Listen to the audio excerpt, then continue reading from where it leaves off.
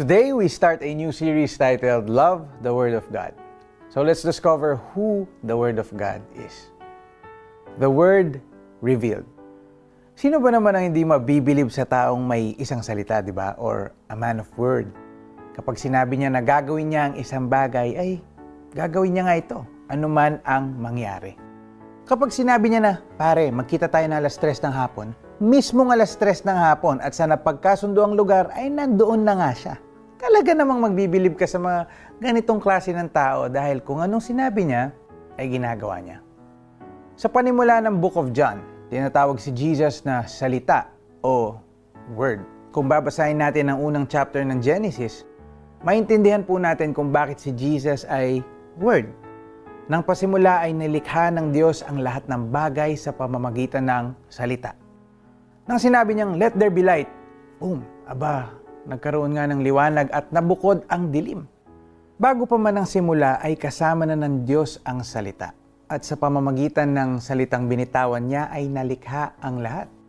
Walang nilikha na hindi nanggaling sa salita. And this word himself is God. Nakakabilib ang salita ng Diyos, di ba? At alam ba nyo kung ano ang mas nakakabilib? Ang salita na kasama ng Diyos sa panimula pa lang at sa paglikha sa lahat ng bagay ay siya rin mismong pangako ng Diyos na kaligtasan. Nagkatawan tao ang salita at binayaran ang kasalanan natin upang magkaroon po tayo ng buhay na walang hanggan. At ang salita na tinutukoy ni John ay walang iba kung hindi si Jesus Christ. Jesus is the living Word of God. Wow! What a revelation, di ba? Pray po tayo. Lord, thank you for revealing to us that Jesus is the Word who was with you during creation and who continues to make things new for those who trust Him. Lord, sa isang salita niyo lang, makakaasa kami na ito ay katuparan ng pangako niyo sa amin.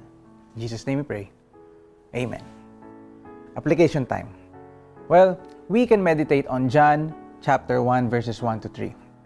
We can ask the Lord to reveal to you what it means for Jesus to be active in creation and making things new in your life.